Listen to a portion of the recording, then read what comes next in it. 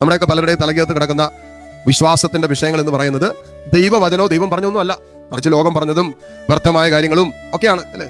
അതുകൊണ്ട് നമ്മൾ വളരെ പെട്ടെന്ന് അങ്ങനെയുള്ള കാര്യങ്ങളൊക്കെ നമ്മുടെ സിസ്റ്റത്തിൽ ഇങ്ങനെ വായാതെ കിടക്കുകയും ചെയ്യും. അതിനൊരു ഉദാഹരണമാണ്, ഇപ്പം ഞാനിത് പറഞ്ഞുകൊണ്ടിരിക്കുമ്പോൾ അവിടെ എവിടെയെങ്കിലും ഒരു പല്ലി ചലച്ചാൽ നിങ്ങൾ പറയും പല്ലി ചലച്ചുകൊണ്ട് അത് സത്യമാണ്. ഈ ബൈബിളിൽ എവിടെയെങ്കിലും ഉണ്ടോ പല്ലി ചലച്ച സത്യമാണ്? പറ, നിങ്ങൾ പറ. പിന്നെ നിങ്ങളുടെ തലക്കകത്ത് എവിടെ നിന്നേ? ഇതാണ് വചനം പറഞ്ഞത്. മാനുഷികമായ നിയമങ്ങൾ തലക്കകത്ത് കിടക്കും, വ്യർത്ഥമായതാണ് തലക്കകത്ത് കിടക്കുന്നത്, സത്യമല്ലാത്ത കാര്യങ്ങളാണ്. കർത്താവിന്റെ നിയമങ്ങളല്ല നമ്മുടെ പലരുടെ തലക്കകത്ത് കിടക്കുന്നത്.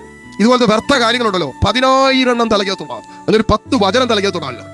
എന്നിട്ട് നമ്മൾ സകലവിധ അന്ധവിശ്വാസങ്ങൾ അനാചാരങ്ങളൊക്കെ നമ്മുടെ പലരുടെ തലക്കകത്ത് കിടക്കും. ശ്രദ്ധിച്ചു കേട്ടോ, 1-ാം പ്രമാണത്തിന്റെ ലംഘനങ്ങളിലേക്കൊന്നും അറിഞ്ഞുകൊണ്ട് ബോധപൂർവം നമ്മൾ ചെല്ലരുത്, അത് തീക്കളിയാണ്.